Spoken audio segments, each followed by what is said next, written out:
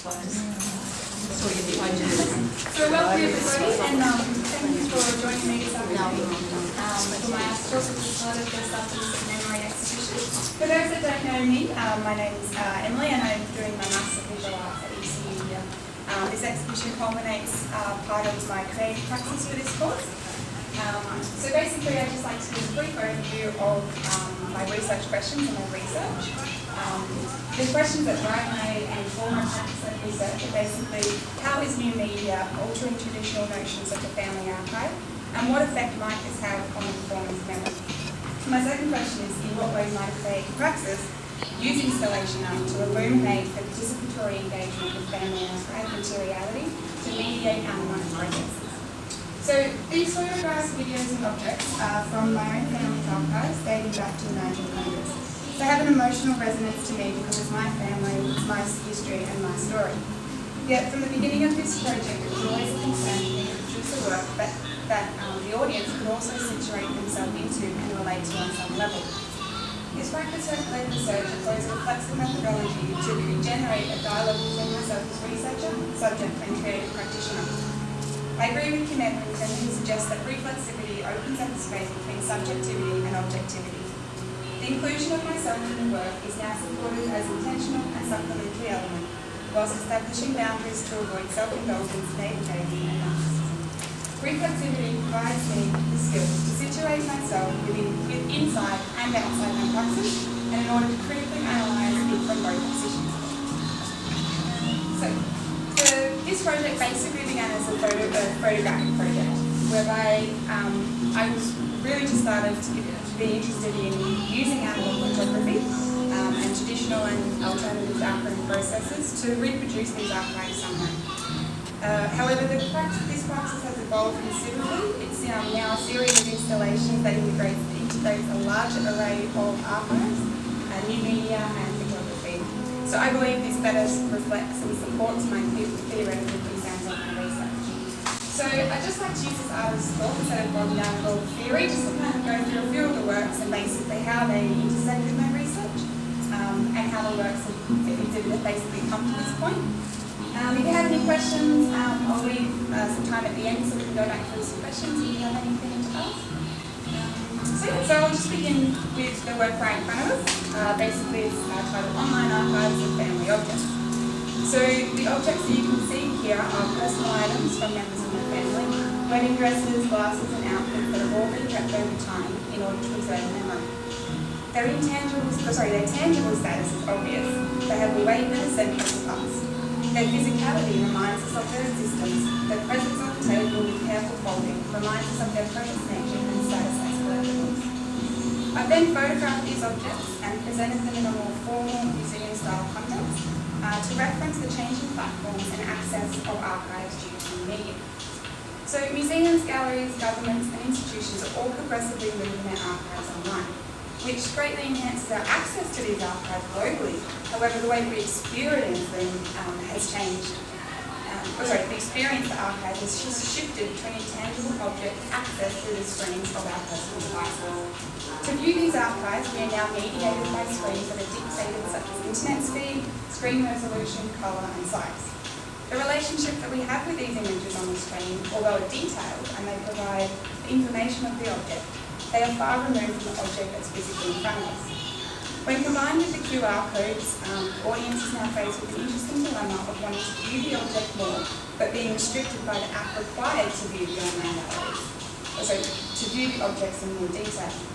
Our access of these archives cannot exist without software that will scan the barcode and link to the online gallery. And by doing so, it highlights the way that we are mediated by these technologies and devices to access our archives and ultimately our memories. So let's move on to the next bit, which is the photo series behind me here.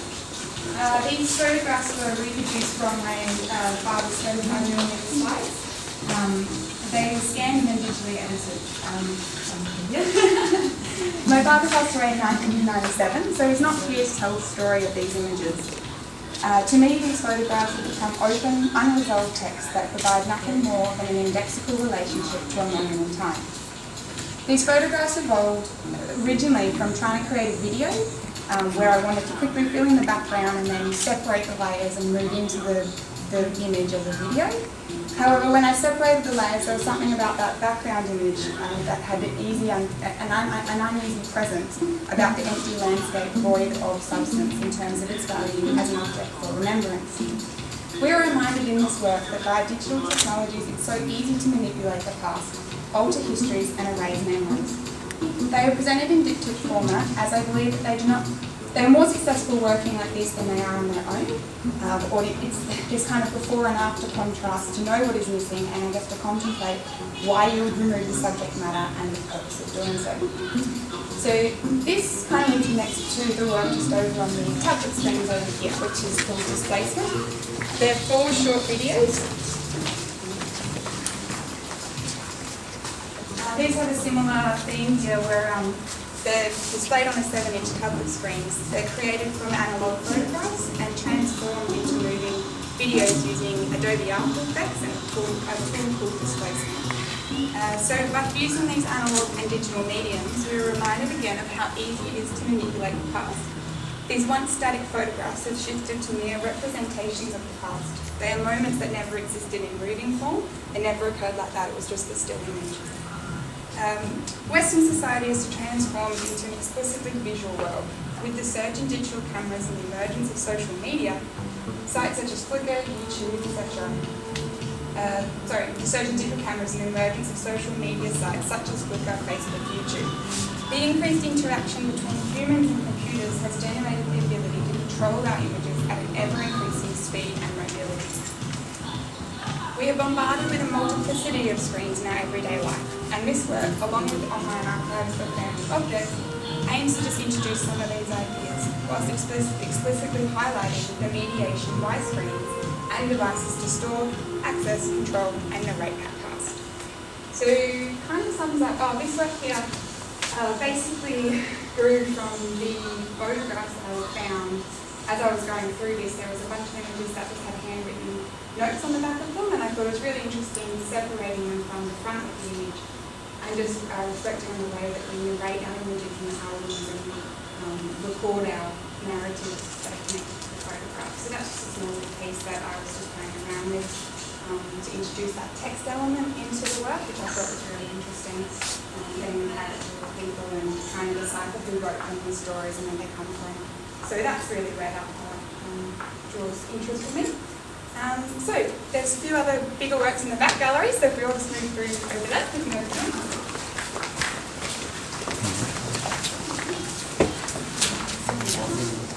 It's a bit difficult to negotiate, but there is also another audio piece down the corridor. I haven't had the chance to see that yet.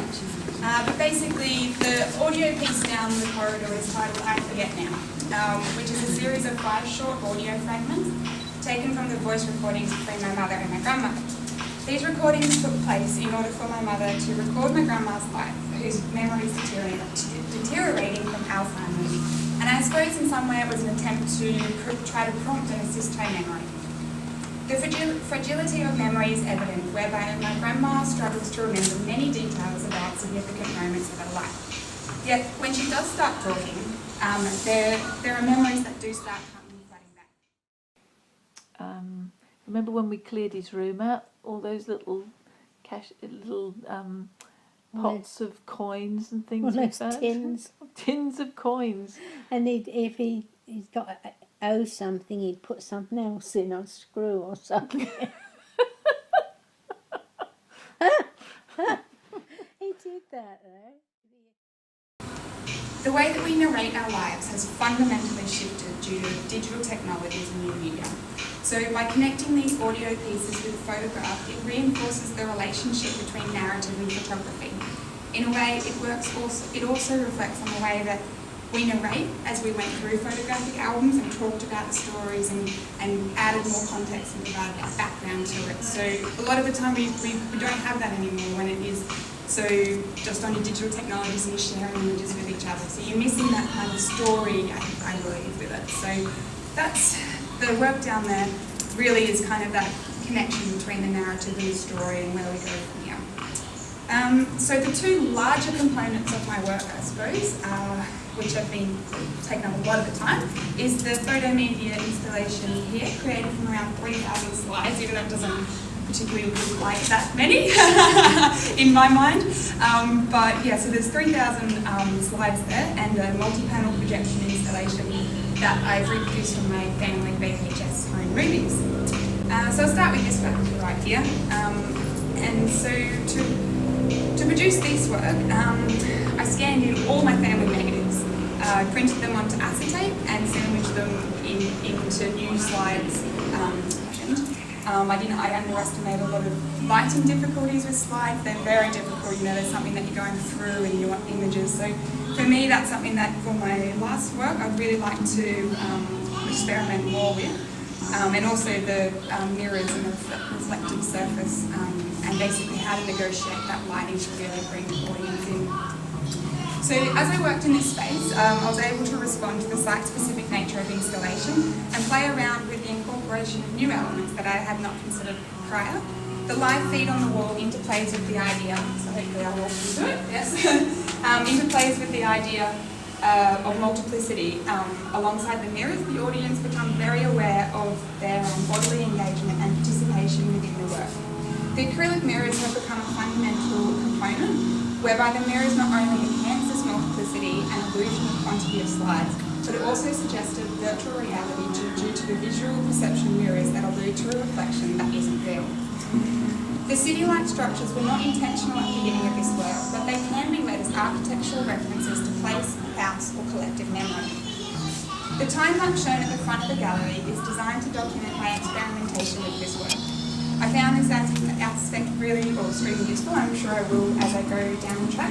But to be able to review the decisions I've made and why I've made them, and then perhaps look at it from a new angle and see what I didn't see at the time when I was in the space. So yeah, that basically sums up this particular work. And then my last work, which I don't think we'll go into because it's very dark, but basically you can go in afterwards and view the projection room if you haven't yet. So it's a multi-panel projection installation. It employs digitally edited VHS movies. They were predominantly taken by my father between 1985 and 1996. The celluloid tape of VHS is fragile and has deteriorated over time. To edit these videos, there's been a constant transferring of mediums between software, devices and technologies, which highlights again the rapid progression of technology and the constant need to continually update the platforms of our archives to avoid them becoming outdated and obsolete. The bulkiness of VHS cameras provide the owner with less ease to be able to stop and start the recording, and therefore we're left with some raw and unfragmented footages of family life. Both the filming and the viewing of home movies define the relationship between operator and the spectator. The circle format breaks away from the constraints of the standard viewing experience of rectangular screens and positions the videos through a new lens, almost as if it's a new extension of the preceding recording. As these projected fragments of footage move around the room, they change shape and size, emphasising the ephemeral and transient nature of memory and the materiality used to record and store those memories. So home movies constitute an archive of imagery that is never complete. It's always fragmented, as footage skips from minutes to years. We are left with gaps that need to be filled in by the viewer. Sharing mundane activities of everyday life, such as cooking a big dinner, to a public network where a family and friends is far from unusual in today's reality of social media networks. On the contrary, my own family's VHS home footage was only ever intended to be viewed in our family home or sent to family members overseas. They were valued as private objects, selectively shared to the public world.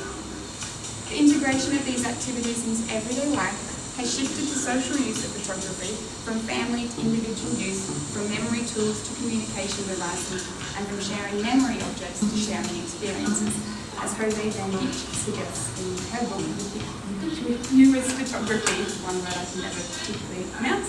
This work has always intended to be displayed as a multi-panel projection. I believe that in closing the projection space, it embodies and engages the viewer into the work. The speed of the footage has been altered down to 25% and taken advantage of the technical mishaps from the VHS tapes to illuminate their material qualities. However, when working on this piece and by repeating segments over and over again, in order to choose which ones to incorporate, I became extremely interested in the audio captured through these videos and believe they also constitute a significant part to this work. We are so reminded visually of the past, yet I wasn't prepared for the emotional charge that the audio provided. These snippets of my father calling my name or seeing him appear behind the lens is rare, and I've capitalised on those aspects in this piece to reinforce those forgotten elements of memory transcribed in tangible format thanks to technology.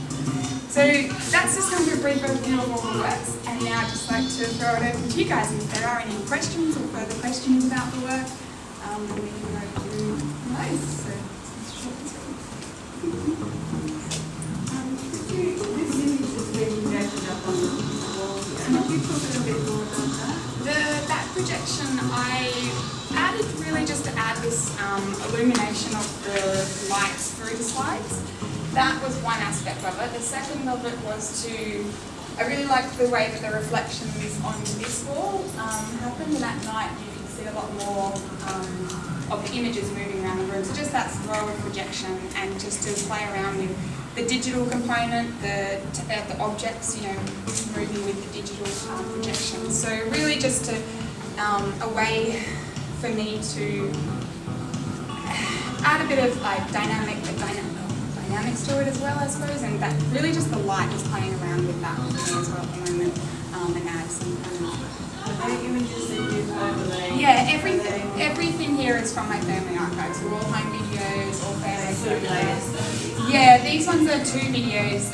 This was the very first video work before I moved into the circle kind of projections. I was just doing using the full rectangular frame. So yeah, a lot of these are the two videos overlaid over each other from tapes. For those, and some of them converted to black and white, and just playing around with the old views of it.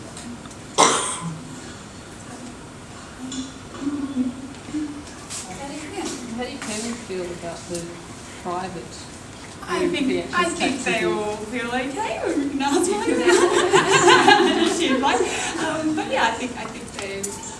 It's been an interesting topic, really, because, I've been hearing a lot from Emily about what is to be shared, and we all had to sign the ethics commission. Yes. The interesting area really was, I guess, in terms of my mum, and my brother-in-law, power of attorney, granted that ability, and we firmly believe that my mum is so interested in the work that Emily does, and even though she wouldn't be at the moment fully understanding, but she would partly celebrate. Yeah. She wouldn't mind her objects being laid out. So yeah, I think it's there's an aspect of it too that reinforces the nature of some of Emily's work, in that Emily's brother was very concerned about a lot of that physical material coming over here, yeah. from the side of the country across here. Yeah. And will I see it again? Will I have access to it again? And it really reinforces that difference now. Photos that are taken now, everybody's going to copy the kids. Yeah. Whereas this physical medium is so valuable in that sense. Yeah, definitely. That was really interesting to see. And this, where they would go, and that precious nature of them, really. So yeah, that's been very interesting process to see. So yeah, more of that regard than the actual what's being produced from the work. I think it was, yeah. So for that decision, made you decide to actually take copies of the slides rather than use them for slides? Yeah, no, it's all I've become quite the archivist in what has been, produced in our family now. So a lot of it has transferred onto digital copies. I've sent, my brother's photos of all the slides that scanned in when I was doing it and reproduced. So yeah, none of the actual, originals have been used in except for scanning in really from that. So which also excuse me, brings up a whole different point of this transferring of mediums. Like you have to, for me to edit these videos,